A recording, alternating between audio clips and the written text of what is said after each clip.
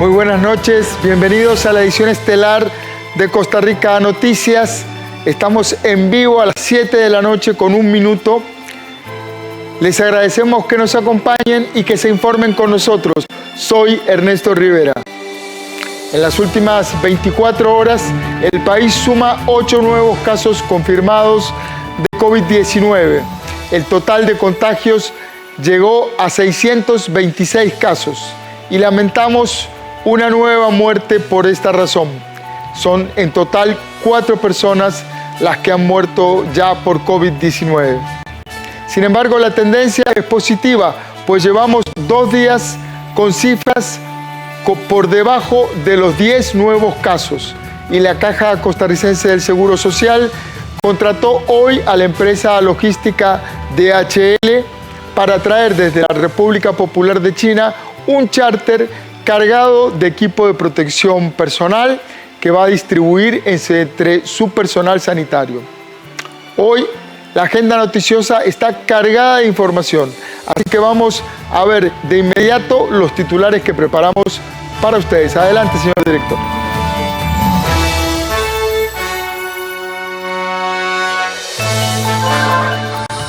Este miércoles se registró la 4ª muerte a causa del COVID-19 en nuestro país. La víctima era un adulto mayor de 84 años que ingresó a la unidad de cuidados intensivos del Hospital San Juan de Dios el pasado 1 de abril. Los casos positivos por esta enfermedad llegaron a 626 este miércoles. La Caja Costarricense de Seguro Social se negó 3 veces a hacerle la prueba a una joven pese a tener todos los síntomas del COVID-19. Ella pagó la prueba en un laboratorio privado y dio positiva.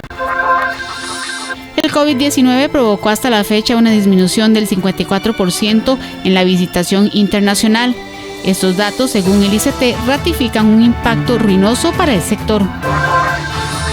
Un error de redacción provocó que los diputados devolvieran para discusión el proyecto que permitiría destinar los recursos provenientes de la rebaja en el precio de los combustibles a la atención del COVID-19.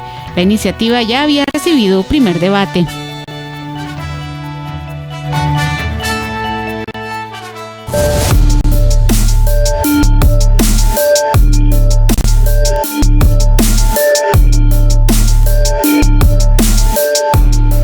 Costa Rica lamenta hoy el 4º deceso por COVID-19. Se trataba de un hombre de 84 años de edad y con factores de riesgo. Este adulto mayor se suma a otros 3 hombres que ya han perdido la batalla contra el virus.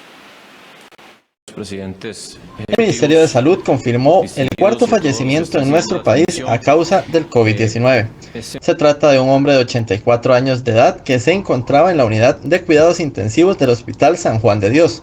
El adulto mayor además padecía de hipertensión arterial, factor de riesgo del virus. Se registró en el Hospital San Juan de Dios la 4ª muerte de un paciente positivo por COVID-19 en nuestro país. Se trata de un hombre de 84 años, costarricense, es vecino de San José. Él también tenía, además de ser persona mayor, el factor de riesgo de presión arterial alta, de hipertensión. El diagnóstico de esta persona fallecida fue el 1 de abril. Ingresó a la unidad de cuidados intensivos de San Juan de Dios el 5 de abril. Este lamentable fallecimiento se suma a los ya registrados de otros 3 hombres. A continuación vemos el perfil de las personas que han fallecido por el COVID-19 hasta este 15 de abril. El primer fallecido se dio el 18 de marzo.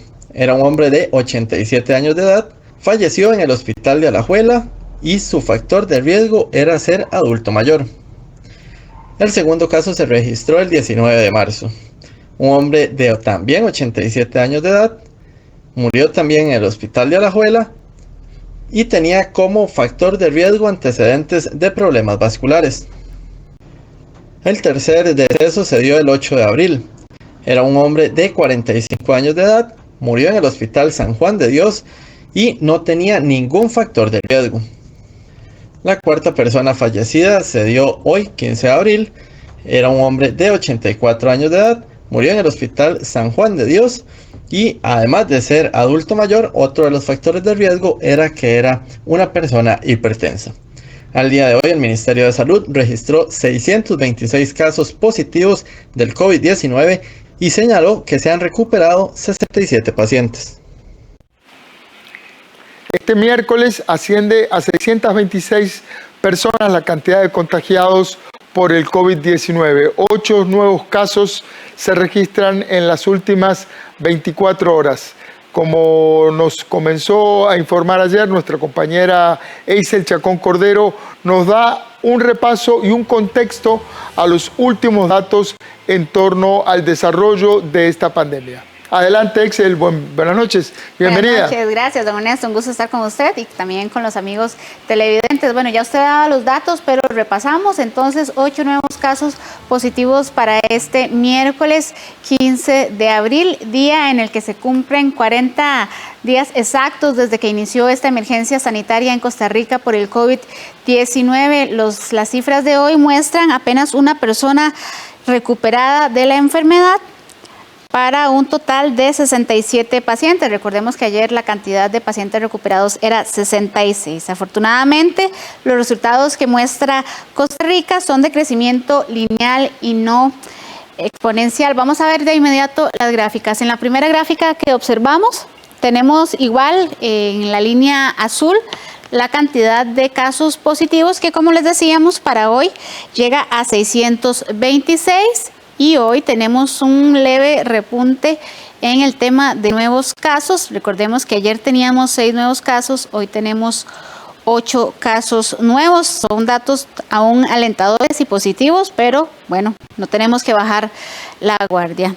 Vemos acá entonces un poco estas cifras. Pasamos a la segunda pantalla para explicarles por qué les comentaba yo que es afortunado que Costa Rica tenga resultados lineales y no exponenciales. Esta gráfica que vemos acá, esta línea en color rojo, no es una situación real en Costa Rica, no son datos reales, pero es un análisis o una proyección de un caso pesimista en caso de que los resultados de Costa Rica se empiecen a dar de forma exponencial. ¿Qué significa esto? Que los resultados de forma exponencial son casos que en lugar de sumarse diariamente se multiplicarían, que sería básicamente lo mismo que está pasando en países como Estados Unidos, Italia y España, donde vimos un crecimiento exponencial de casos diariamente. Afortunadamente, los resultados de Costa Rica son lineales, lo que significa que nosotros, en lugar de multiplicar, estamos sumando diariamente nuevos casos. Hoy sumamos 8, ayer sumamos 6. Esperemos que mañana también las cifras sean positivas. También hoy tenemos un dato muy interesante porque es una gráfica que han generado en conjunto el BID y también Waze, que nos va a mostrar cuál ha sido el comportamiento del flujo vehicular a lo largo de las últimas semanas, específicamente hablando desde inicios del mes de marzo. Del 1 al 7 de marzo, Costa Rica se mantenía con total normalidad, porque fue hasta el 6 de marzo que se reportó el primer caso positivo. En esta gráfica, que arranca desde el 9 de marzo, era cuando Costa Rica tenía 5 casos positivos. En este momento, el gobierno decreta alerta amarilla y para esta semana suspende actividades masivas como conciertos y pide que solamente se cumpla con un 50% de capacidad en cine, teatros y restaurantes. Para esta semana, que es del 9 al 14 de marzo, las presas disminuyeron entre un 10 y un 20%. Apenas estaba iniciando la emergencia en nuestro país. Luego de esto, les mostramos el 18 de marzo, cuando en ese momento teníamos 19 casos positivos. Ese día justamente, el 18 de marzo, se reporta la primera muerte de COVID-19, un adulto mayor de 87 años que estaba internado en el hospital de Alajuela. En ese momento, el gobierno decreta estado de emergencia, cierra sus fronteras y suspende el curso lectivo. Como vemos en el mapa acá, las presas disminuyen entre un 35 y un 75% en esta semana que iniciaba el 18 de marzo. Ahora avanzamos un poco más hasta el 23 de marzo, que es cuando el gobierno anuncia la restricción vehicular sanitaria, también anuncia la prohibición de ingreso a lugares públicos y el cierre de negocios. En este momento vemos cómo las presas disminuyen en un 70%. Antes de esto, bueno, me brinqué un dato que es muy importante, que es cuando Costa Rica también cierra sus fronteras y se da una disminución de un 35 y un 75% en las presas. Luego de esto, como ya les decía, del 23 de marzo en adelante es cuando se da un 70% menos de presa. El 3 de abril hay un comportamiento bastante interesante porque a pesar de que desde el 23 de marzo se da una disminución en las presas de hasta un 70%, el viernes 3 de abril se da un pico importante, que es el que hemos marcado en este momento.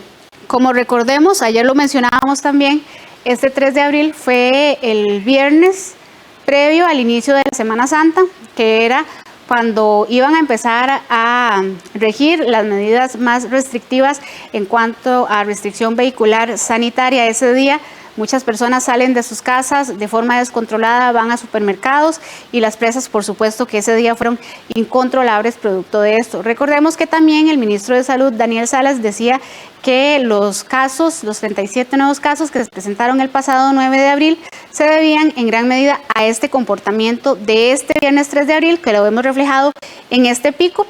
Luego de esto ingresa ya lo que es la Semana Santa. Este fin de semana el tránsito vehicular empieza a disminuir hasta en un 80%. Aquí lo vemos entonces. En este caso, la gráfica, cuando va disminuyendo, más bien va hacia arriba. Los datos no van hacia abajo, entonces por eso ustedes lo ven así. Pero entonces, como ustedes lo pueden ver acá, un 82% menos de presas fue el lunes santo. El lunes santo fue cuando se dieron menos cantidad de presas. Vamos ahora a ver el inicio de esta semana, que es cuando más bien empieza a subir nuevamente las presas, y esta situación se ha mantenido con un periodo normal de antes de que iniciáramos con esta emergencia sanitaria. Son algunos de los datos que trascienden hoy a 40 días de la emergencia por el COVID-19. Interesante el comportamiento, don Ernesto, que se ha dado en carretera. Muchas personas acatando la restricción vehicular sanitaria. A pesar de eso, también muchas de ellas irrespetándola. También veíamos gran cantidad de multas por parte de la Policía de Tránsito y Fuerza Pública también durante estos días a las personas que incumplieron la restricción vehicular sanitaria. Ahí, Eisel y televidentes, creo que empezamos a ver los frutos de el avance del usar instrumentos tecnológicos y salirnos de la subjetividad de lo que nos parece, de lo que yo pasé por tal lugar y había un montón de carros. No, aquí lo que hay es una aplicación como Waze que está cargada en cientos de miles de teléfonos a lo largo y ancho del país y nos permite medir con total precisión electrónica a partir de datos concretos quiénes o cuántos vehículos estaban circulando y cuántos no estaban circulando. Y la verdad es que llegamos al fin de semana previo a el fin de semana final de la Semana Santa. No sé si nos podemos devolver un momentito. Específicamente el Viernes Santo. Ahí, exactamente ahí. Ahí donde estamos, que es la máxima de presión, el momento de menor tránsito vehicular. Un 96% era específicamente. Un 96% un menos. 96% de disminución. Es decir, solo había un 4% de los vehículos circulando. Según los datos de Waze, que recoge el programa del Banco Interamericano de Desarrollo, es el momento de más baja circulación vehicular desde que se tienen registros. Ese fin de semana previo al lunes 13 de abril. Exactamente, el Viernes Santo fue cuando se dieron esas estadísticas que, como usted bien lo indica, ha sido las más bajas a nivel histórico en Costa Rica desde que se tienen estos registros. Así es, le agradezco muchísimo a nuestra compañera Eisel Chacón Cordero. Son las 7 de la noche y 15 minutos. Vamos a hacer un corte comercial, nuestro primer corte comercial. Adelante.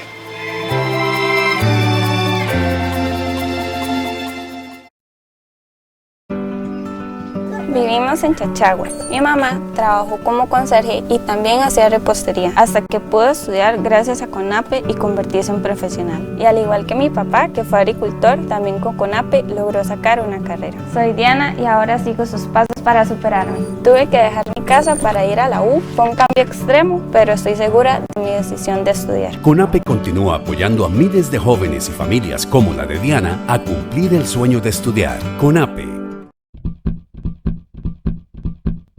Si no podés ir a clases, las clases vienen a vos.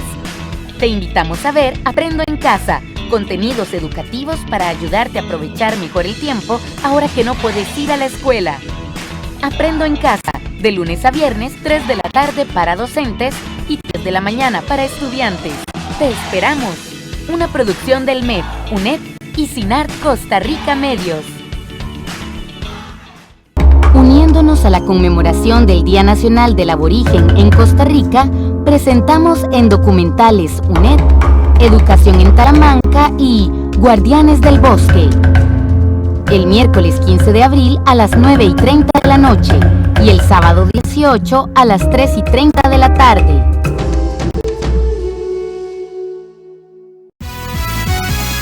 La Junta de Protección Social informa que en atención a la directriz girada por el Ministerio de Salud en torno a la situación generada por el COVID-19, suspende la realización del programa Rueda de la Fortuna desde el sábado 21 de marzo y hasta nuevo aviso.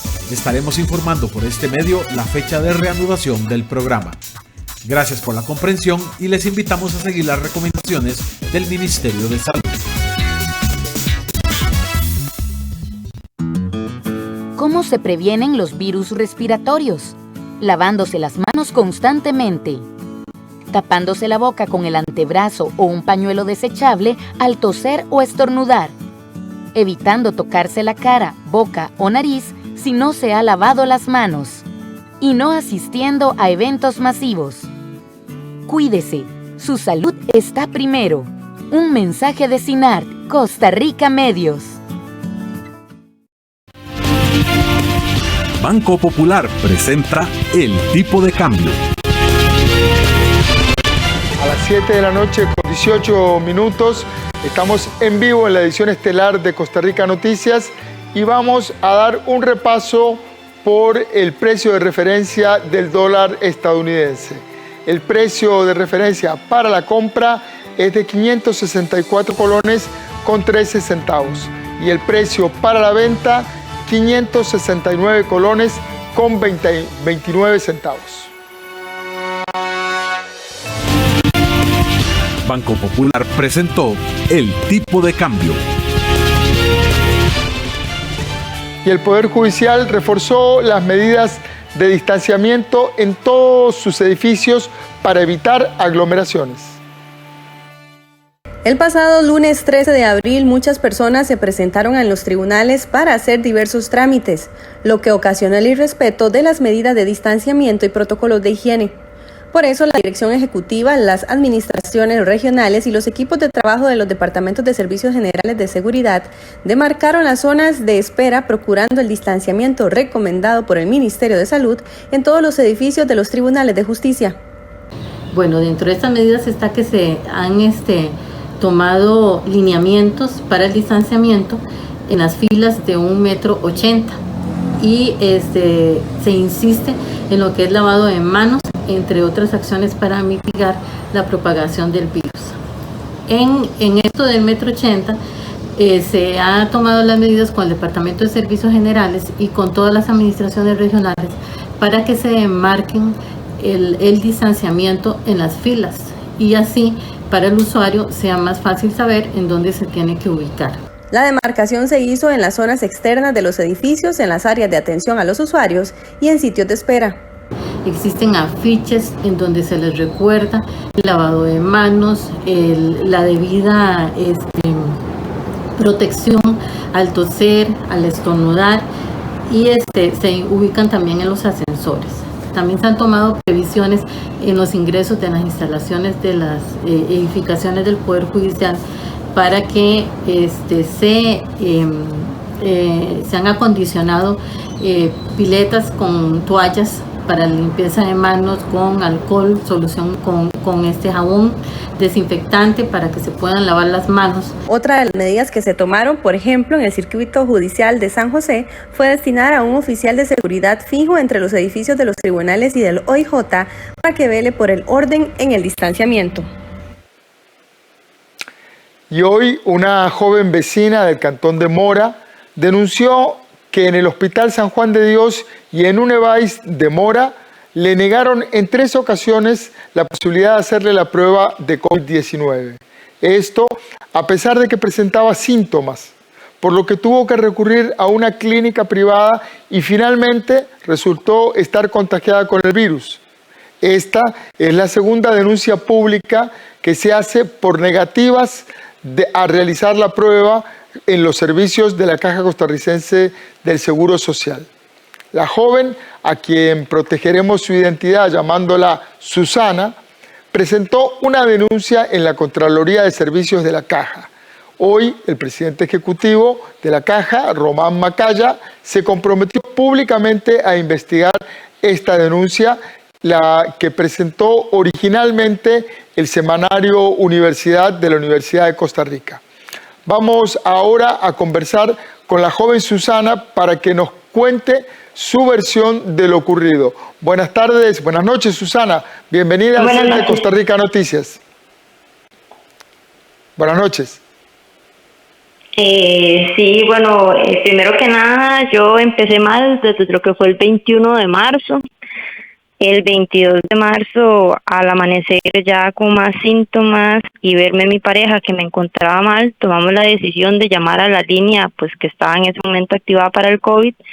Llamo y no contestan. Decidimos irnos para el Hospital San Juan de Dios, donde me recibe un guarda. Le digo que tengo síntomas de dolor de cabeza, dolor de garganta, que tuve calentura y estoy con tos. Se me queda viendo y simplemente me dice, esos no son síntomas de COVID, si quiere le digo al compañero que le abre, ve a ver si la atiende. Ingreso al hospital, me siento a hacer fila, pasa un gran rato y nadie ni siquiera sale a atenderme, entonces tomo la decisión de retirarme e irme para lo que es la clínica de Ciudad Colón, donde por ser fin de semana me atienden en emergencias, me pasa el médico, me revisa y me dice simplemente es una gripe. La voy a inyectar, llevo acetaminofén para la casa y listo. Pasaron los días, los síntomas aumentaron, me empecé a sentir peor, me llama mi psicóloga para darme cita telefónica, me escucha, me dice, Yerlin, estás mal, vete para lo que es el hospital. Entonces me voy y me recibe un médico y me revisa, me dice así por encimita, y me dice, usted sabía que tenía gripe, ¿para qué viene? ¿Qué es? Que es ignorante, no entiende, quédese en la casa.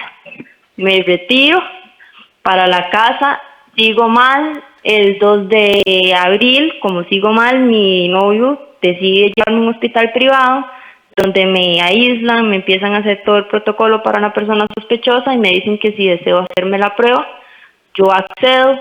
El día siguiente me llaman del Ministerio de Salud, que soy un nuevo caso sospechoso, que me van a empezar a dar seguimiento. Ya para ese entonces yo tenía el tratamiento que me había dado la clínica privada.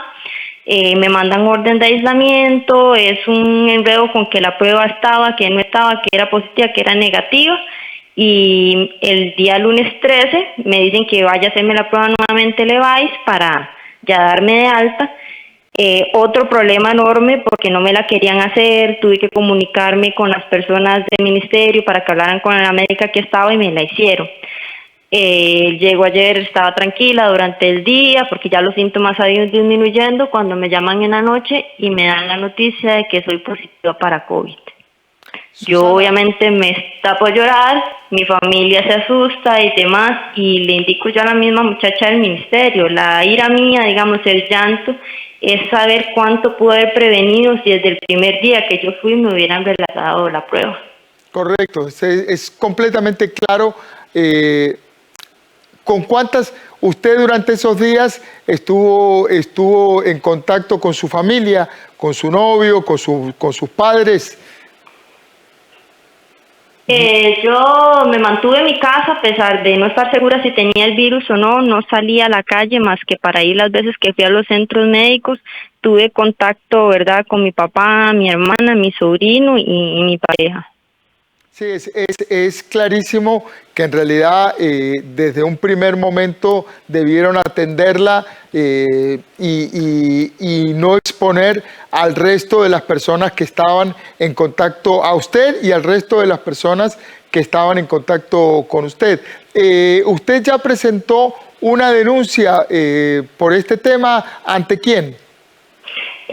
Bueno, ayer me indicaron que primero la tenía que presentar ante 911, llamé, la hice, me indican que tengo que ponerla en Contraloría de Servicios, por ser tan tarde la puse hoy en la pura mañana, y de igual manera ahorita yo estoy haciendo los procesos para apenas recuperarme de todo y me den de alta, tomar lo que es ya las medidas legales.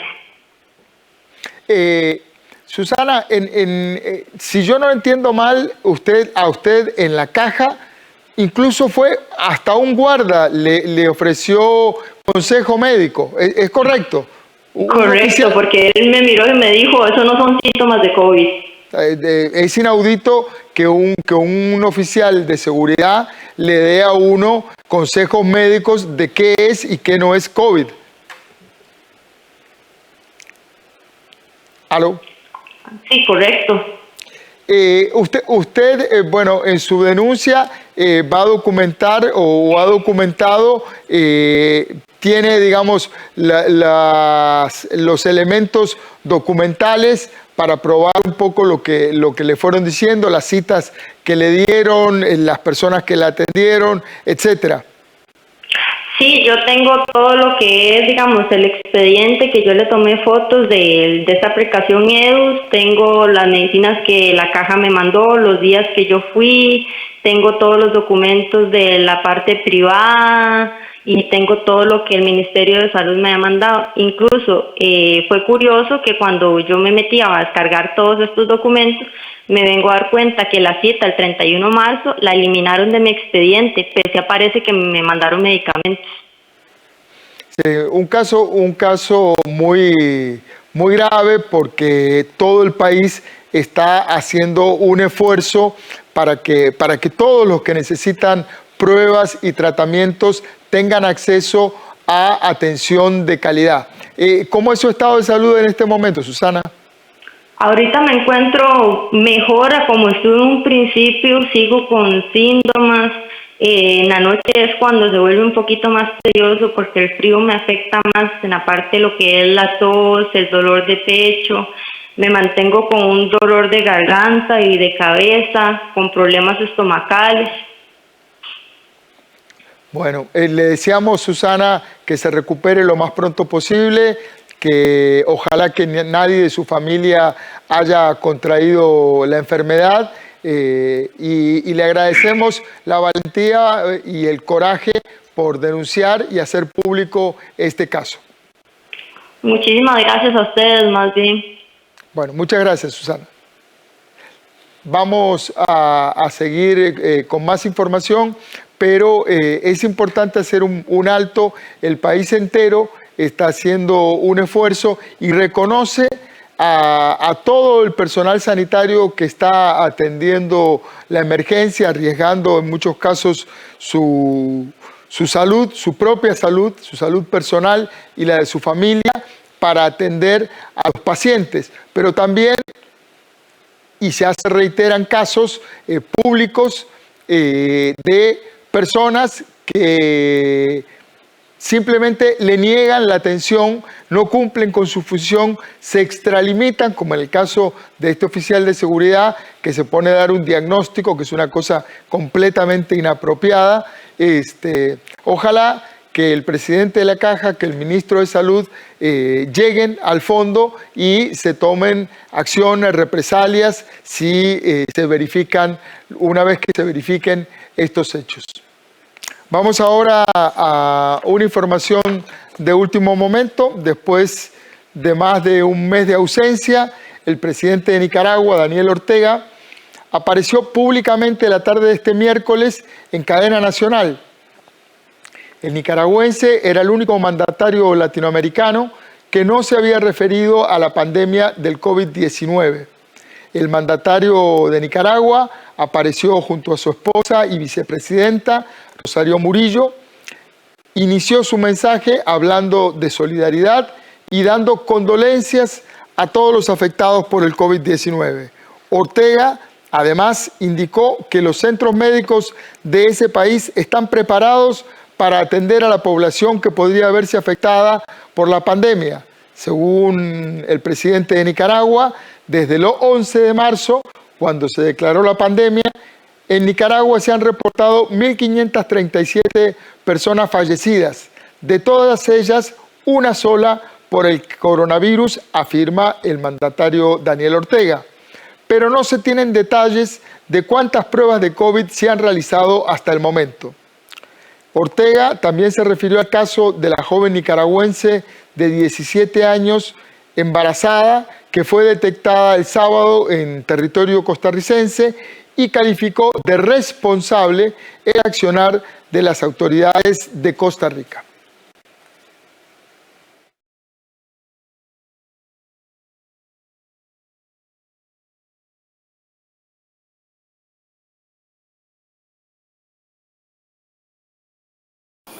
Porque iba cruzando ilegalmente, ellos tienen cerrada la frontera y inmediatamente los medios de comunicación empezaron a decir que tenía coronavirus la nicaragüense. Pero las autoridades costarricenses, actuando con mucha profesionalidad, seriedad, responsabilidad, la sometieron al examen y dijeron no tiene coronavirus.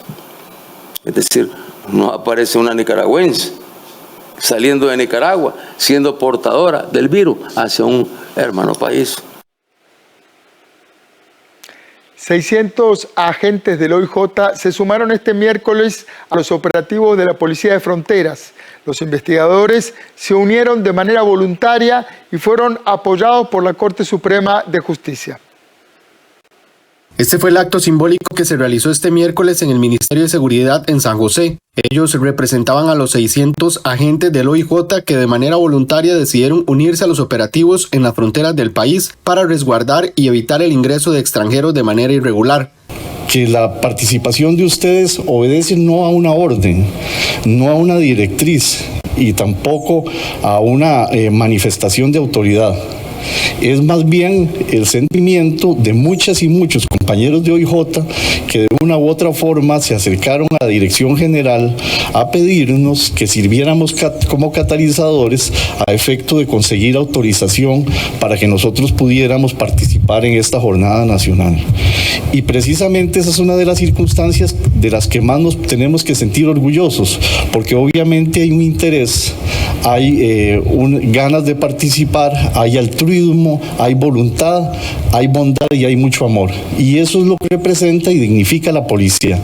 El ministro de Seguridad, Michael Soto, indicó que durante la mañana ya se habían incorporado un grupo de ellos en los trabajos en la frontera norte, Tablilla, Zarapiquí, Peñas Blancas.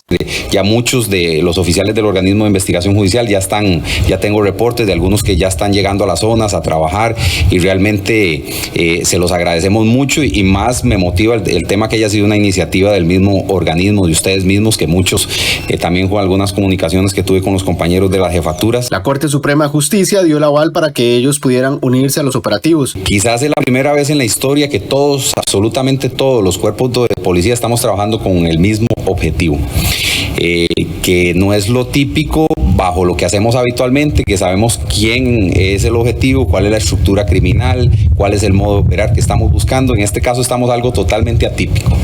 Yo creo que ninguno de nosotros, por lo menos yo, nunca me imaginé estar en presencia de una situación tan complicada como esta, donde realmente las circunstancias son complicadas, son difíciles, donde hay muchas aristas y muchas variables que tenemos que considerar. El acuerdo de corte fue para que lo hagan del 13 de abril al 11 de mayo, con la posibilidad de prorrogar este tiempo. Y 14.000 familias afectadas por el COVID-19 recibirán alimentos a partir de esta semana. Esto es parte del operativo denominado Enlace Esfuerzos. La ración de alimentos entregada será para 2 semanas aproximadamente. El programa Enlace de Esfuerzos tiene prevista la entrega de alimentos para 14.700 familias en 23 cantones del país. En total se distribuirán 9.700 diarios en zonas de Guanacaste, Pacífico Central, Zona Sur, Cartago, Limón y Zona Norte. Esta ayuda se entregará a familias en estado de vulnerabilidad identificadas en los siguientes 3 grupos. Primera de ellas son las personas que están con una orden sanitaria de aislamiento, de cuarentena, información que se coordina con la Caja Costarricense de Seguro Social y con el Ministerio de Salud en el marco de las diferentes áreas rectoras de salud en el país, para que estas familias que están bajo condición de aislamiento y no tienen una red de apoyo y de abastecimiento puedan ser abastecidas por los comités municipales de emergencia, entregando en sus casas esta ayuda humanitaria, de modo tal que no tengan que salir de la casa dado que están en esa condición de aislamiento. El segundo grupo de personas son adultos mayores, personas con discapacidad o personas en extrema pobreza que no están siendo sujetas de una de las ayudas ordinarias del Estado, mismas que no se han interrumpido y por ende pues están en condición de vulnerabilidad que también van a ser consideradas. Y el tercer grupo de población son las personas que han visto disminuidos los ingresos significativamente porque perdieron su empleo, porque se disminuyeron las horas de trabajo o porque su trabajo es en el ámbito de la informalidad y pues no han tenido ingresos en las últimas semanas. Estos paquetes tienen, además de alimentos, artículos básicos de limpieza. De incluir una ración de alimentos para 2 semanas aproximadamente para una familia de 4 personas, donde se incluye aceite, arroz, frijoles, atún, avena, azúcar, leche, dulce, galletas, harina, leche en polvo, entre otras, pastas, sal y un paquete de artículos higiénicos. Me interesa destacar en este sentido que hemos reforzado, además de esos paquetes higiénicos, los suministros de limpieza, sobre todo desinfectantes y el alcohol, que es importante que todos en nuestra casa lo tengamos. 5.000 de esos diarios serán entregados en poblaciones indígenas. Este mismo miércoles comenzaron a distribuir a 37 familias indígenas en Talamanca. De hecho, hoy ya tenemos la salida de los primeros suministros para 37 familias familias indígenas en el cantón de Talamanca, particularmente que han sido afectadas sobre todo por la pérdida del empleo que ellos desarrollaban en las fincas plataneras. La Comisión Nacional de Emergencias y los comités municipales de emergencia realizan el levantamiento de la información de las familias necesitadas. A las 7 de la noche con 38 minutos es una excelente hora para lavarse las manos. Si no lo ha hecho, hágalo. Es un muy buen momento.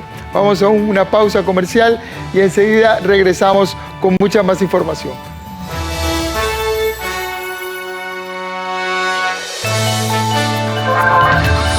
Un error de redacción provocó que los diputados devolvieran para discusión el proyecto que permitiría destinar los recursos provenientes de la rebaja en el precio de los combustibles a la atención del COVID-19. La iniciativa ya había recibido primer debate.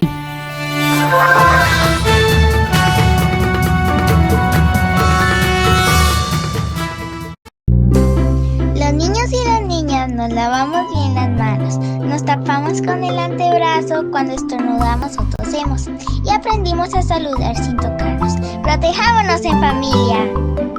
PANI, Ministerio de Salud y Gobierno de la República. Hay muchísima presión, hay muchísimos nervios y también muchísima emoción. 3 de los 7 cocineros se despiden el día de hoy con todo el sabor y por supuesto pues esa alegría de los guanacastecos. Para el día de hoy tenemos chanfaina. La chanfaina es un plato pues no de festividad, pero sí es un plato de compartir. Se acostumbra a hacer la chanfaina con las vísceras.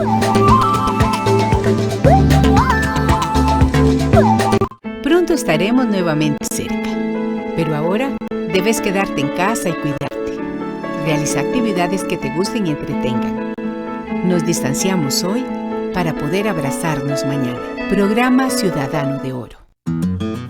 ¿Cómo se previenen los virus respiratorios? Lavándose las manos constantemente. Tapándose la boca con el antebrazo o un pañuelo desechable al toser o estornudar.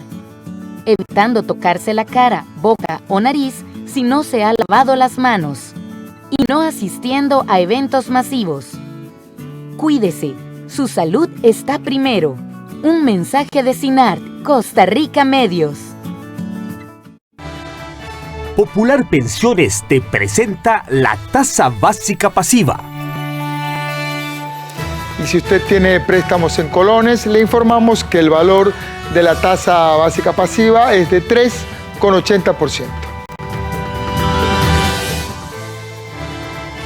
Popular Pensiones te presentó la tasa básica pasiva. El volcán Rincón de la Vieja presentó ayer miércoles una erupción durante la madrugada que arrojó material sobre los ríos Péjamo y Azul, así también como sobre la quebrada Azufrada.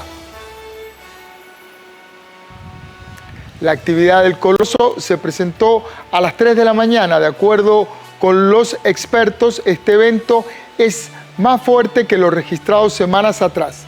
Los vecinos cercanos a la ladera norte del volcán reportaron el descenso de material expulsado por el volcán sobre el río Péjamo, el río Azul y la quebrada Azufrada. Los cauces de estos ríos presentan colores grises por este material. Este volcán se encuentra muy activo desde enero. La cima del volcán Rincón de la Vieja se encuentra cerrada al público desde el año 2012 por esta misma razón.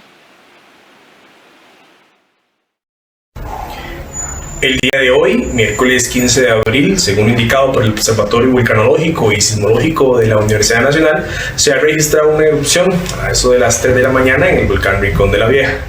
Este evento, comparado con los similares que se han registrado durante el presente mes y el mes anterior de marzo, registra un poco más de energía en los instrumentos, lo cual se podría inferir, de acuerdo a lo manifestado por el ente técnico, podría ser un poco mayor a las registradas días y semanas atrás.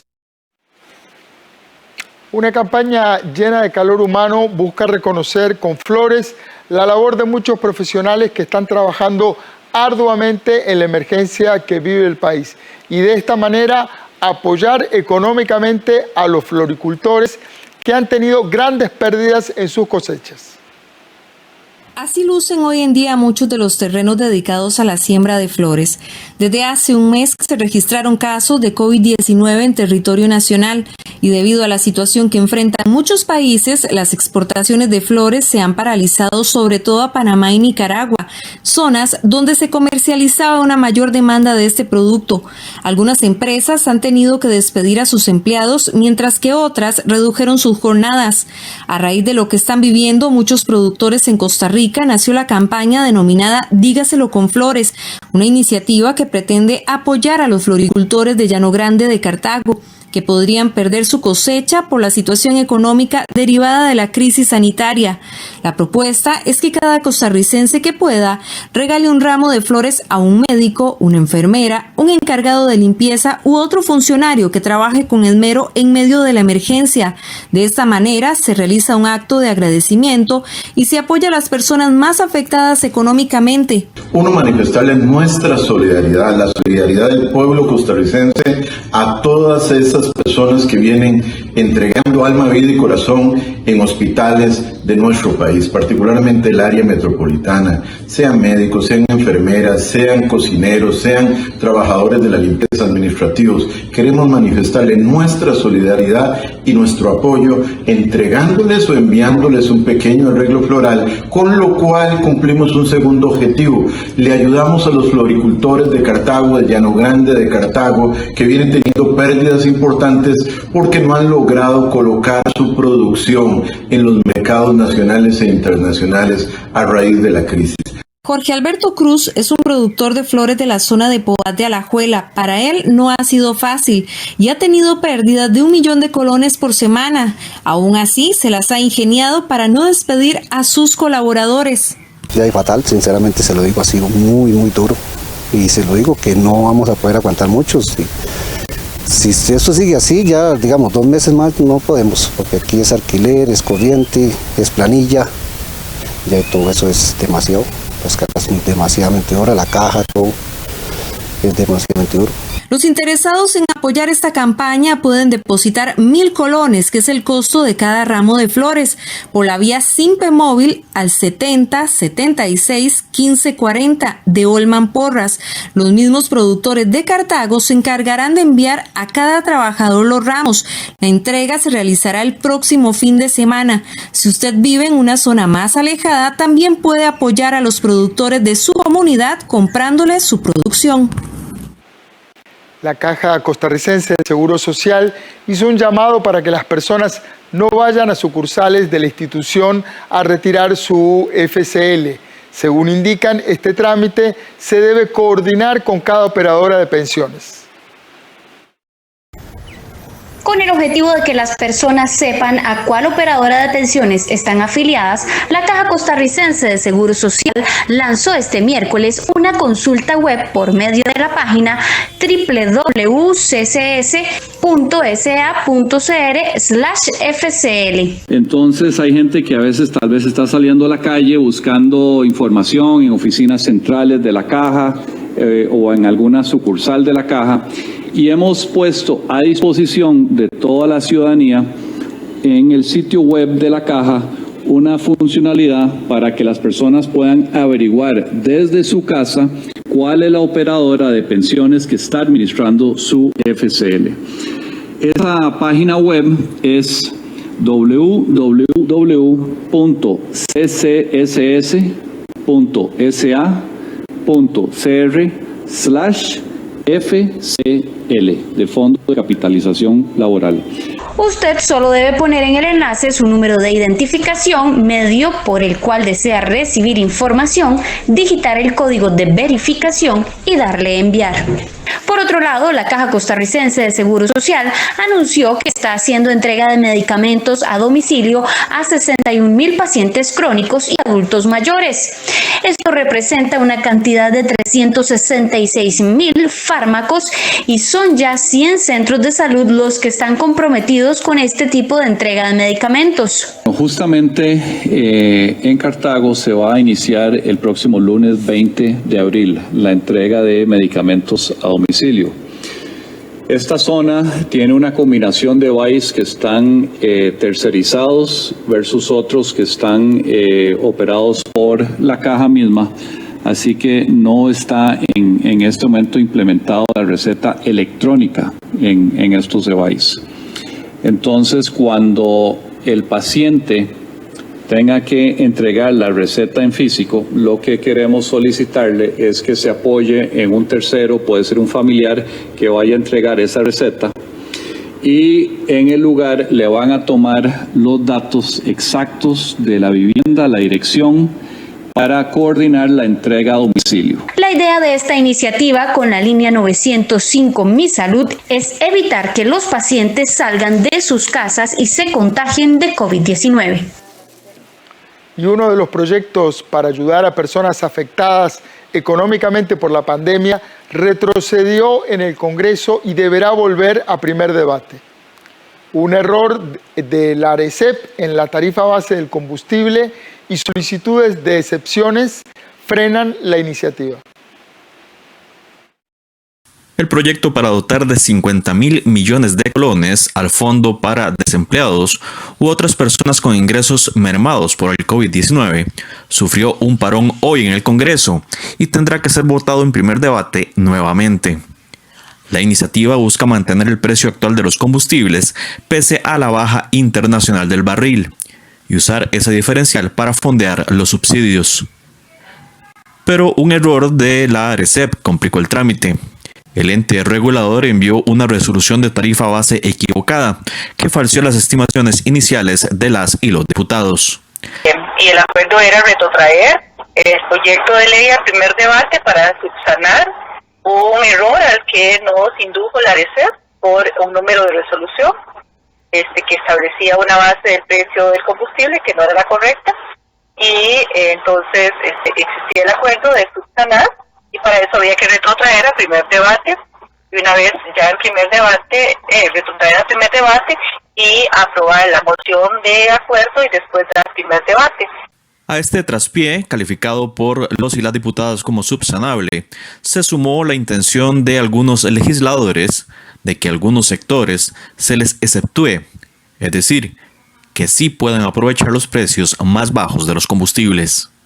Si no se aprovecha para todos los costarricenses, principalmente que el diésel no tenga este nuevo impuesto, pues ayudaría en toda la cadena productiva, desde tarifas de buses, transportes, agricultura, pesca y otros.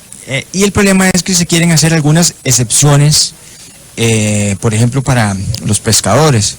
Pero bueno, claro, lo mismo, que está muy bien, pero lo mismo tendrían los agricultores. Pero esa posibilidad no es tan bien vista por el oficialismo, pues rebajaría el monto estimado inicialmente, creando el riesgo de dejar a gente desprotegida. La iniciativa regresa el próximo viernes al plenario legislativo. Y los subsidios por desempleo comenzarán a pagarse mañana jueves con fondos propios del IMAS y del Ministerio de Trabajo. El gobierno le pidió al Congreso que apure la aprobación del presupuesto que contiene la mayoría de los recursos para este fin. Con un monto inicial de 21.000 millones de colones de los 132.000 millones presupuestados, este jueves o viernes el IMAS y el Ministerio de Trabajo empezarían a entregar los primeros subsidios por desempleo o disminución de ingresos, conocidos como bonos proteger. Se trata de 125.000 colones para los que perdieron el trabajo o 64.000 para quienes vieron reducidas sus jornadas. El tiempo de aprobación de estas solicitudes todavía estamos en ese trámite. Eso probablemente los primeros casos se van a notificar esta misma semana. Esa es la esperanza que tenemos, e incluso estamos trabajando con un deadline para tratar de hacer los primeros pagos entre jueves y viernes aproximadamente. El bono aplicará para personas en el sector privado formal, pero también en el informal. En el primer caso será Trabajo el encargado de entregarlo. En el segundo, el IMAS. En situación de pobreza, pobreza extrema y vulnerabilidad asociada a la reducción de ingresos y la informalidad. De tal manera que lo que hacemos es ejecutar el mismo beneficio con el mismo plazo, con el mismo monto, desde dos instituciones distintas a efectos de podernos tanto repartir la carga administrativa del programa como alcanzar a las poblaciones a las que naturalmente tanto el Ministerio de Trabajo como en este caso el Instituto Mixto de Ayuda Social comúnmente trabajan.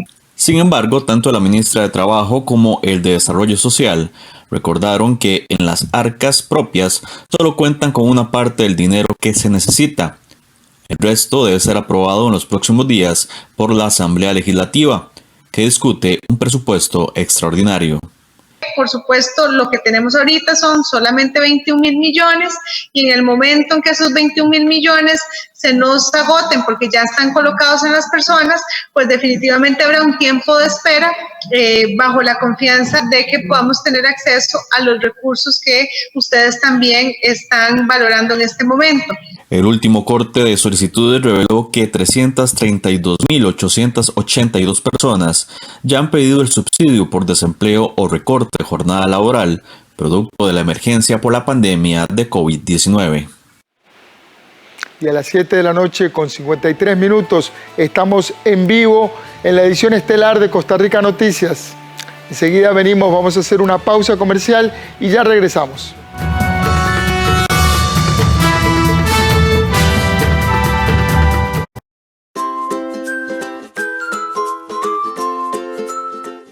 Hola, soy José y tengo 9 años. Soy trasplantado de hígado. Estoy en aislamiento muchos días. Sé que es difícil no salir de casa, pero en este momento hay que hacerlo. Tenemos que cuidarnos. Si yo pude, usted también. Hágalo por usted y por los seres queridos. Quédate en casa.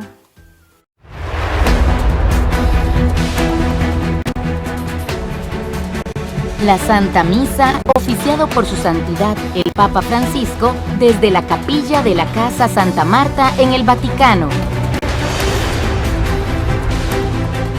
todos los días a las 5:25 de la tarde.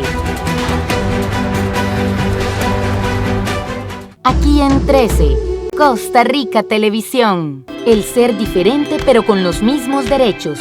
El no puedo no existe. La superación te motiva a vivir. Y me decía él, bueno, ¿cómo quieres que traten a tu hija? ¿Como discapacitada o como una niña normal? Le dije, obvio, como una niña normal. Pero yo nunca me quedo con que me digan que no puedo o algo así. Discapacidad, a las 10:30 de la noche en 360. Solo por 13, Costa Rica Televisión.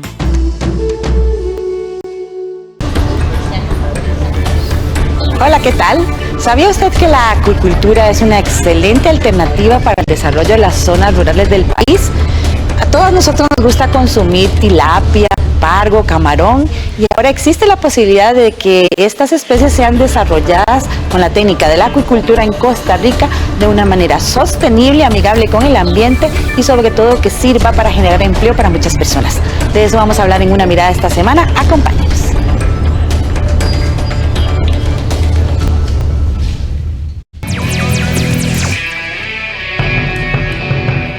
Los exdirigentes de la CONCACAF, Rafael Salguero y Jack Warner, enfrentan de nuevo pleitos con la justicia de Estados Unidos por el escándalo FIFA-Gate.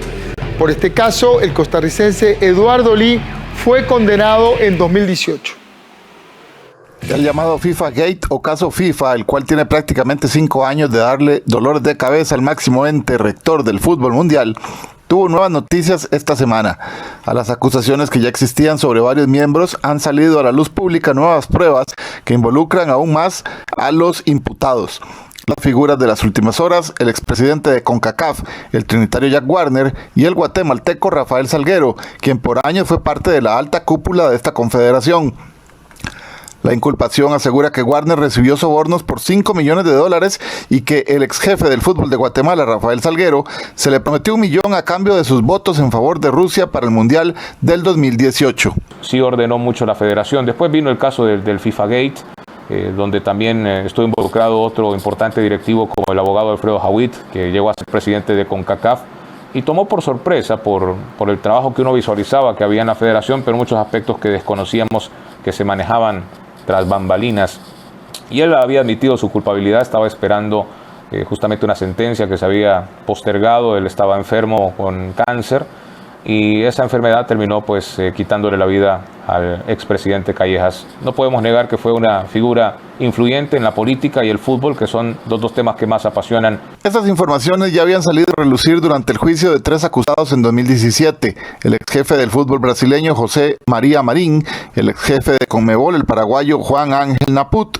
y el ex jefe del fútbol peruano Manuel Burga. Durante este proceso, el ex empresario deportivo argentino Alejandro Bursaco, testigo de la fiscalía, contó que Teixeira, Leos y el ex jefe del fútbol argentino Julio Grondona, ya fallecido, votaron por Qatar a cambio de sobornos de más de $1 millón cada uno.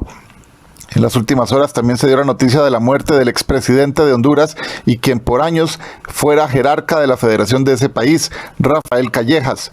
Callejas se había desplazado desde 2015 a Miami de manera voluntaria para pagar fianza y hacer un arreglo con la fiscalía. Este, sin embargo, fue denegado y esperaba por juicio. La conspiración fue investigada durante años e involucró a 36 miembros de la FIFA y de confederaciones como CONCACAF y CONMEBOL de manera penal. Otros de la UEFA fueron señalados éticamente y sancionados con no dirigir más en el organigrama del fútbol.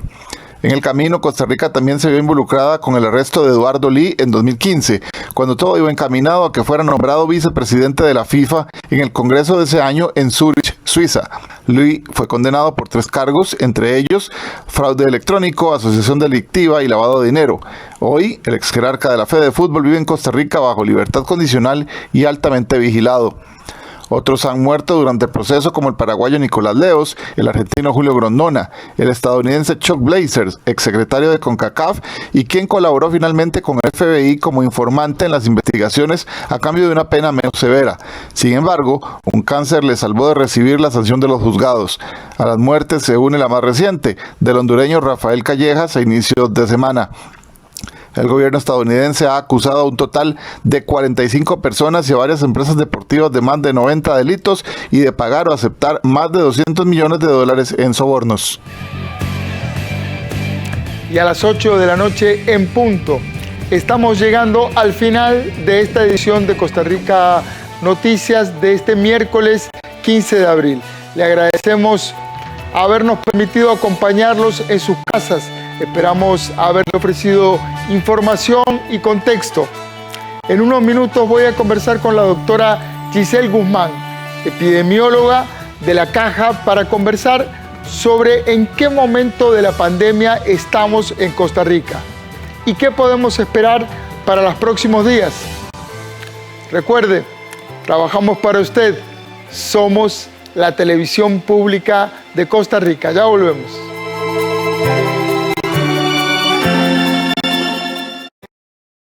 No solo las fincas bananeras pueden ser atacadas y devastadas por el hongo Fusarium raza 4 tropical.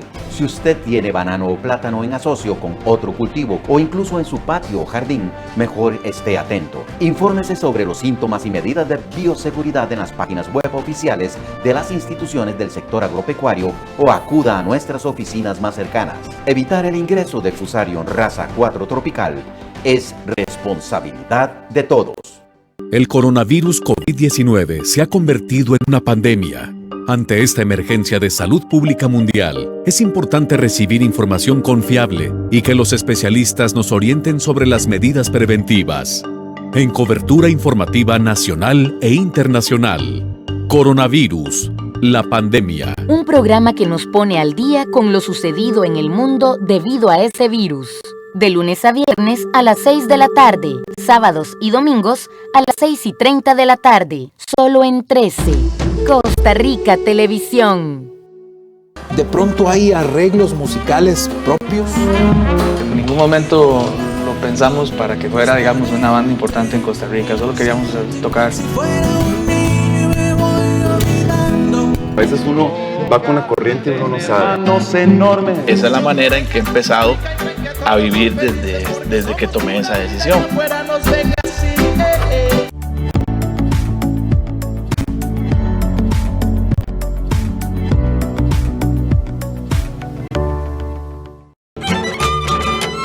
El reconocido Festival Cervantino, en su edición número 47, nos lleva hasta Guanajuato, México. A las 9 de la noche. En 13, Costa Rica Televisión.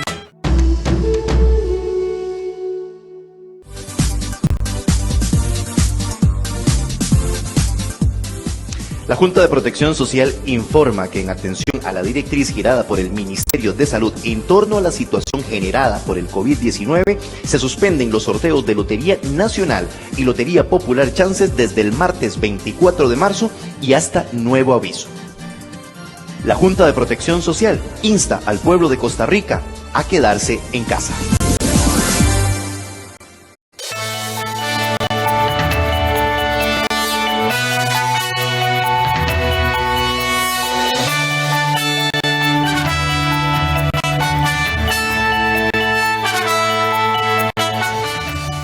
Buenas noches, gracias por continuar conectados a la señal de Costa Rica Noticias.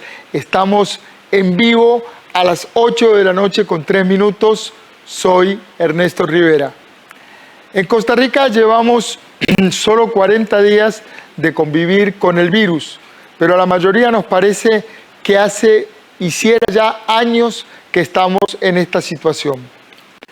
Comprender las etapas de esta pandemia, anticipar escenarios, saber lo que podemos esperar en las próximas semanas y meses se vuelve cada día más necesario.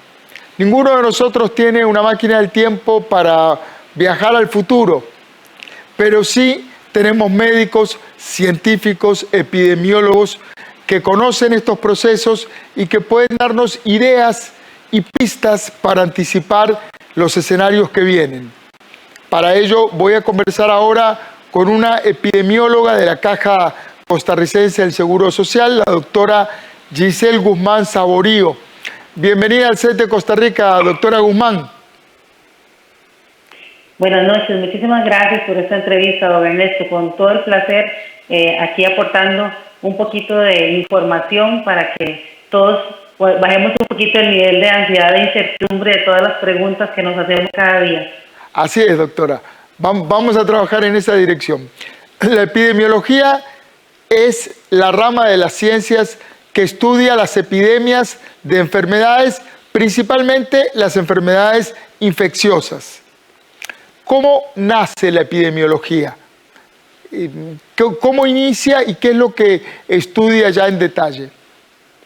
Bueno, con la epidemiología lo que empezamos a entender un poquito cómo es que se comportan las enfermedades en relación al comportamiento también de las personas, ¿verdad? Cómo es que se transmiten las enfermedades, a través de qué vehículos uno se contagia, cómo son los periodos de incubación, cómo son los periodos de transmisibilidad, eso con las enfermedades transmisibles, pero la epidemiología es muy amplia. También nosotros estudiamos las enfermedades crónicas o no transmisibles como la diabetes, la hipertensión.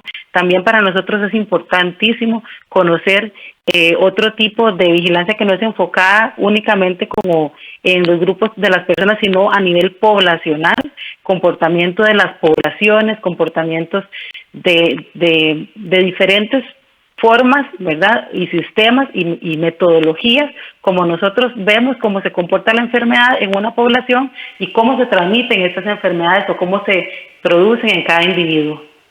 Doctora Guzmán, uno de los objetivos de los epidemiólogos y epidemiólogas es la etiología, es decir, el ver de qué manera aumenta el descubrir o estudiar de qué manera aumenta el riesgo y los elementos que aumentan el riesgo de contraer una enfermedad. ¿Cuál sería la etiología del COVID-19? ¿Qué factores incrementan el riesgo del COVID-19? Bueno, la etiología también se refiere a cuál es el agente o la bacteria o el virus o el microorganismo que está produciendo la enfermedad.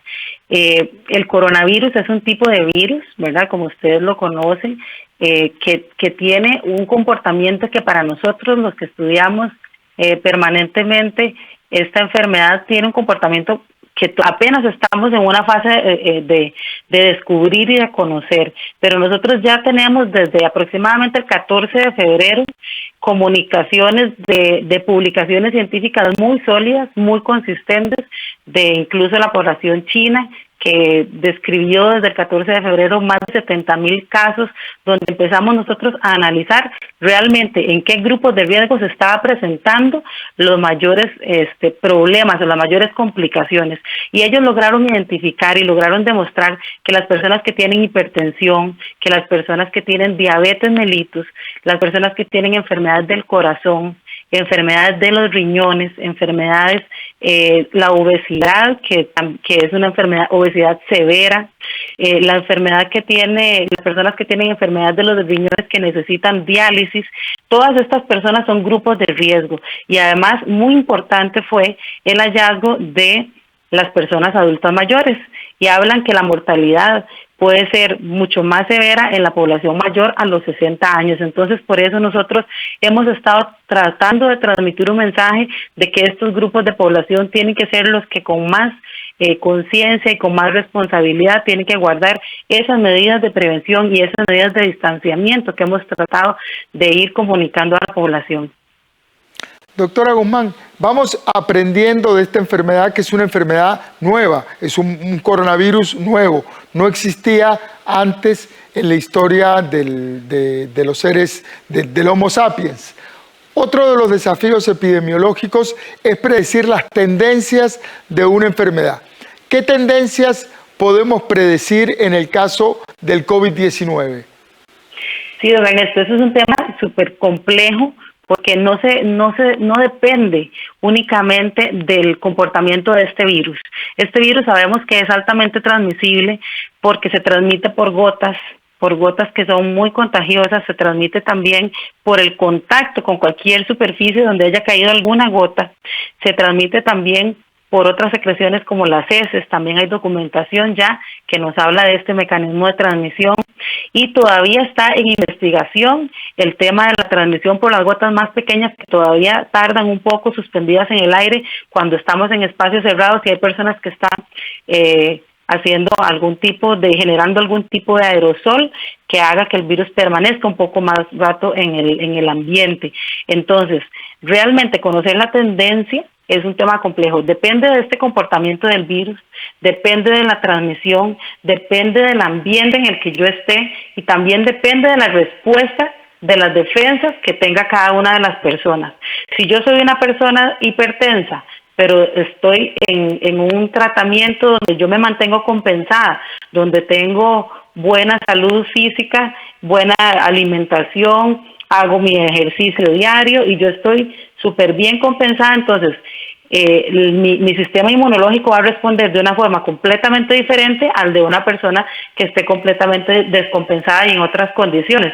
Entonces, la transmisibilidad del virus depende del grupo de población que encuentre, se puede comportar de una forma u otra. Por eso es que hemos conocido muchísimos modelos matemáticos que nos muestran diferentes curvas, diferentes picos de la epidemia, donde cada día tienen que irse modificando. Y se han modificado. En nuestro país hemos visto muchísimos modelos que han presentado personas muy importantes de nuestro país, intelectuales muy importantes.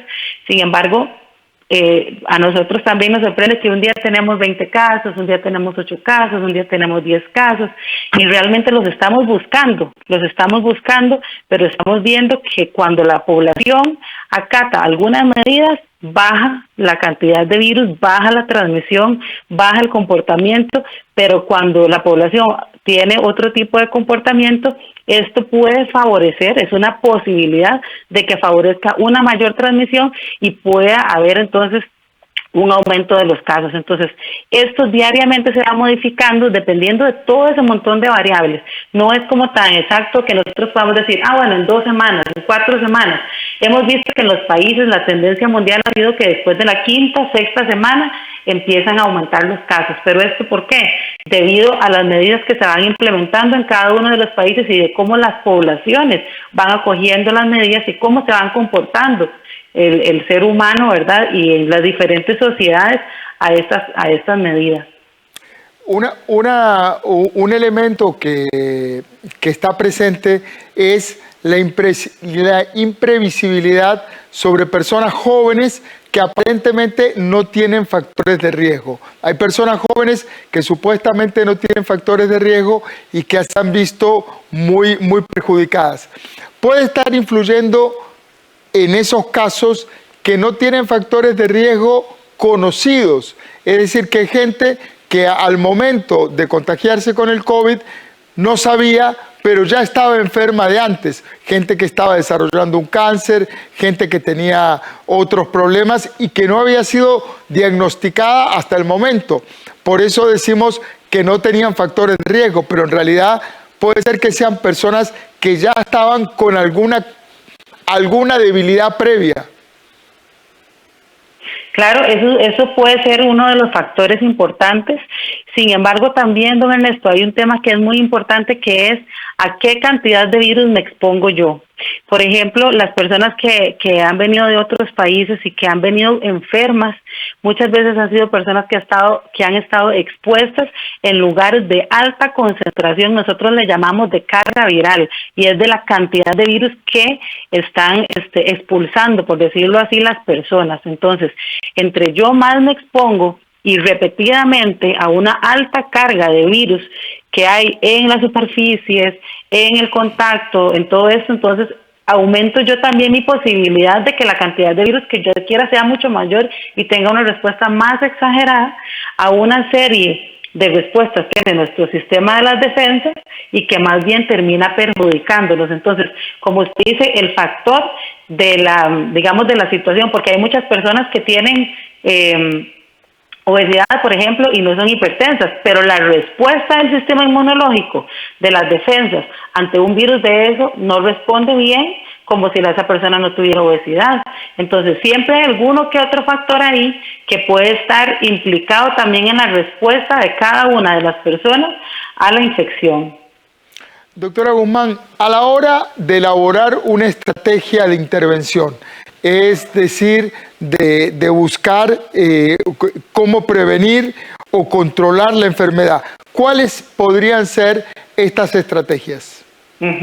Bueno, la primera estrategia de nosotros es la detección temprana, ¿verdad? La detección temprana de los casos es sumamente importante para que nosotros realmente podamos controlar esa transmisión y tengamos una respuesta de los servicios de salud oportuna y adecuada para que nadie se quede sin recibir la atención que necesita. Entonces, si nosotros detectamos ese caso tempranamente, donde esa persona todavía no está requiriendo un servicio de hospitalización, donde pueda tener rápidamente una evolución a una complicación, ya vamos bien.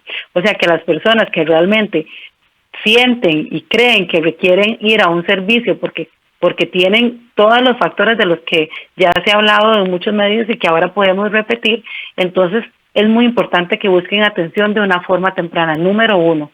Luego es el rastreo de todos los contactos de esa persona que están alrededor. ¿Qué sucede? Que alrededor de esa persona que se contagia hay un porcentaje de la población que van a desarrollar síntomas y otro porcentaje que no van a desarrollar síntomas.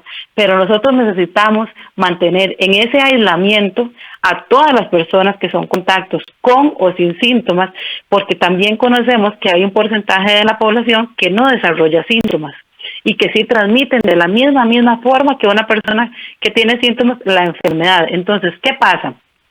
Que si nosotros dejamos que los que no tienen síntomas salgan a la calle y siguen transmitiendo la enfermedad, nos ponen en riesgo a todas las personas que son altamente vulnerables. A todas estas personas que hablamos al principio, hipertensos, diabéticos, con padecimientos del corazón.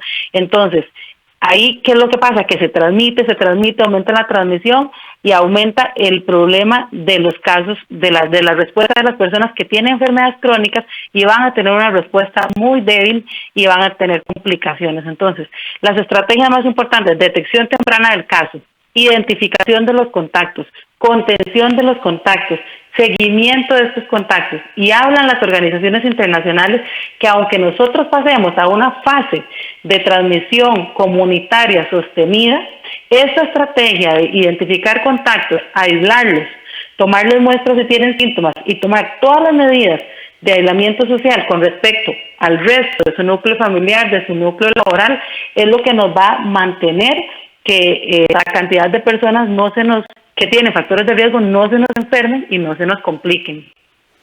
Doctora Guzmán, a medida que va avanzando este proceso de esta pandemia, vamos entendiendo un poquito más de lo que estamos, en qué consiste el problema en el que estamos metidos.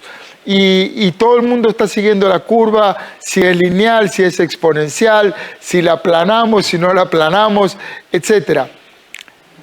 Pero a pesar de todas las explicaciones que se han dado y de la enorme cantidad de médicos y de científicos que están tratando de explicar de manera permanente, persiste eso que usted mencionaba al inicio y es una enorme incertidumbre. Entonces, ¿cómo vamos a saber cuándo estamos llegando al pico de la epidemia en Costa Rica o cuánto nos faltan? ¿Cómo se establecen esas etapas? ¿Cómo poder ubicarnos en qué parte del proceso estamos? Bueno, don Ernesto, es una pregunta bastante compleja porque en los diferentes países hemos tenido comportamientos muy diversos. Hay países que han tenido una afectación de un 15% de la población. Hay poblaciones que han tenido afectación del 40% de la población.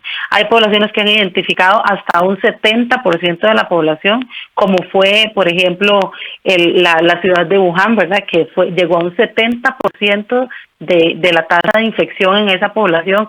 Entonces, ¿de qué depende eso? Como yo le decía anteriormente, depende de muchos factores, ¿verdad? Pero sobre todo son los factores del comportamiento social, porque el comportamiento social es el que realmente hace o facilita o no facilita esa transmisión tan sostenida en una población, ¿verdad? Entonces, realmente, como yo le digo, es muy incierto. Nosotros estamos viendo todos los días los casos que van apareciendo, todos los días estamos buscando nuevas estrategias para buscar más casos, para tratar de identificar en lugares silenciosos, para ver qué es lo que está pasando en nuestro país y simultáneamente el ministro de Salud va poniendo medidas y es muy importante esto, que las medidas no son a veces iguales en cada grupo de población, porque a veces en una población todavía tenemos casos esporádicos o tenemos muy poquitos casos, pero en otra población tenemos un comportamiento muy diferente. Entonces, las medidas epidemiológicas van dependiendo de este comportamiento. Entonces, nosotros podemos tener en una primera fase un aumento de casos, digamos que lento, pero ahí va sostenido, está bien, porque vamos detectando los casos, los vamos tratando de forma temprana, puede caer esa curva y después puede afectar a alguna otra población que no se ve infectada en esta primera etapa. Entonces, realmente, conocer cómo se va a comportar en nuestro país esa tasa de infección no es tan fácil predecirlo, ¿verdad? Sin embargo, en este momento, como usted mencionaba anteriormente, vamos teniendo un comportamiento lineal y lo que estamos tratando es de sostener ese comportamiento lineal. Por aquí estoy viendo yo que en las imágenes que están presentando en la pantalla hay muchísima gente que no sé si esta imagen es de ahora o no, sin embargo yo voy a trabajar todos los días, soy de las personas que tiene que salir a trabajar y estoy viendo esa cantidad de gente que no está acatando estas medidas, ese comportamiento social, y entonces eso favorece a que efectivamente en unas semanas podamos estar empezando a tener más y más transmisión, ¿verdad? Más casos que empecemos a identificar, hay más y más transmisión y va a llegar ese punto donde nosotros vamos a empezar a ver cómo realmente estamos respondiendo a la necesidad de la población. Esperamos que, como dicen la mayoría de los estudios, un 80%, más del 80% no requieran ningún servicio de hospitalización. Es más, una gran parte de esos van a no presentar síntomas. Sin embargo, por otro lado, nosotros tenemos que ver que hay otra pequeña proporción de la población que sí va a requerir los servicios. Entonces, ¿cuándo va a ser eso? Efectivamente, necesitamos ver cómo la población va comportándose con respecto a las medidas para nosotros conocer realmente cuándo vamos a dar la noticia de que ahora sí vamos a tener una situación de transmisión más sostenida. Doctora Guzmán, ¿estamos hablando de días, de semanas o de meses? Yo pienso que es cuestión de semanas donde ya nosotros vamos a poder conocer realmente cómo se va a comportar en nuestro país, ¿verdad? Simultáneamente viendo las medidas que está poniendo el ministro de Salud y también cómo la gente las está acatando. Acordémonos que las medidas son voluntarias, ¿verdad? Nosotros no tenemos un ejército como en otros países, nosotros ponemos medidas voluntarias, pero aquí necesitamos que las personas sean las que acaten esas medidas voluntarias. Algo que es interesantísimo, Ernesto, es que nosotros siempre hablamos del distanciamiento social, pero a mí me parece curioso que cuando uno le pregunta a alguien, por ejemplo, yo fui un día de estos al supermercado y me esperé a que no hubiera nadie en las frutas y en las verduras para ir a coger lo que yo necesitaba, y cuando yo me esperé que todo el mundo se fuera y llegué yo a tomar mis cosas, se me acercaron como 5 personas sin respetar mi espacio de distancia, ¿verdad? Porque yo estaba respetando el espacio de los demás, pero la gente a veces como que no está entendiendo que esa distancia entre persona y persona es la que me puede salvar a mí de la transmisión. O yo voy en la calle con un cubrebocas, ando con el alcohol gel por todo lado, no toco nada, pero llego a la casa, me quito todo, saludo a mi abuelita, saludo a la esposa hipertensa, saludo al bebé, saludo a todo el mundo y estamos todos en la cama viendo Canal 13, el programa hecho es un puño, como decimos nosotros, y las medidas de distanciamiento ya las perdí, ¿verdad? Entonces la gente a veces no tiene claro que el distanciamiento es clave para que yo me proteja a mí y proteja a mi familia, a mi núcleo de compañeros del trabajo y a la gente que está en la calle también necesitando mantener este tipo de medidas para que esa transmisión no sea sostenida. Sí, el incorporar este distanciamiento es difícil, se le ha hecho difícil a la gente, culturalmente es complicado entenderlo, asimilarlo. A mí, en lo personal, me pasa que estoy al aire y estoy todo el tiempo tentado de tocarme la cara y estoy consciente de que no debo hacerlo. Hay un concepto, doctora Guzmán, que me gustaría que que le dediquemos un momento a explicarlo, que es cuando se habla de inmunizar al rebaño. ¿Qué quiere decir esa expresión? ¿Qué se busca cuando se habla de inmunizar al rebaño? Bueno, cuando la transmisión de una enfermedad es, digamos que va teniendo una constante, o sea, un número parecido de que yo voy transmitiendo a una o dos personas, pensemos que somos 10 personas y de esas 10 personas, más o menos la mitad o el 50, 60, 70%, 7 personas de 10 tienen esa infección. La posibilidad de que esas personas vayan a contagiar a esas otras 3 personas que no se contagiaron se va a cortar. ¿Por qué? Porque a mí ya me dio la infección, a él ya le dio la infección, a él ya le dio la infección. Entonces, por ejemplo, si yo tengo en mi familia 10 personas en mi hogar y de esas, los que estamos entrando y saliendo, a todos nos dio el virus, pero mis abuelitos están en la casa, entonces, como ya yo me enfermé, ya yo no voy a traer el virus a contagiarlos a ellos, entonces ya yo los voy a proteger a ellos de que no se enfermen. Esa es la protección del rebaño, la inmunidad del rebaño, que ellos van a quedar protegidos en ese ambiente porque ya ninguno de nosotros vamos a transmitir. Y eso sucede, digamos, a lo grande, ¿verdad? Cuando ya nosotros tenemos una gran cantidad de la población que se contagió, con o sin síntomas, ¿verdad? Indiferentemente de que se haya tenido síntomas o no, sino de que ya cursó con una infección, entonces hay un 20% más o menos, depende de la enfermedad, que no se va a contagiar porque todos los demás ya no vamos a ser transmisores y somos los que estamos. Entonces eso es lo que se llama inmunidad de rebaño. Yo voy a proteger a los demás porque ya no soy transmisor. Es cuando un grupo suficientemente grande de la población está ya inmunizado porque ya padeció y superó la enfermedad. Exactamente, todos los que nos enfermamos, entonces nuestro sistema de las defensas produjo defensas, ¿verdad? Anticuerpos, células que nos van a defender y entonces ya nosotros estamos, como usted dijo, inmunizados, vacunados, ya no nos vamos a enfermar y tampoco vamos a hacer como una barrera para que los que no se enfermaron ya ellos no se enfermen, ya nosotros los cubrimos a ellos.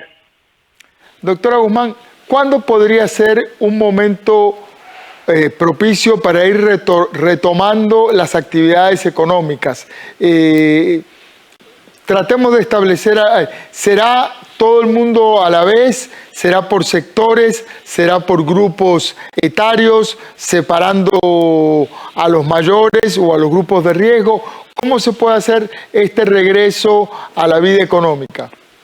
Sí, don Ernesto, este es un tema que la Organización Mundial de la Salud ha hablado reiteradamente en los últimos días, en la última semana, porque si ustedes vieron, por ejemplo, el comportamiento de Singapur, era un país que venía conteniendo muy bien, ¿verdad?, la pandemia.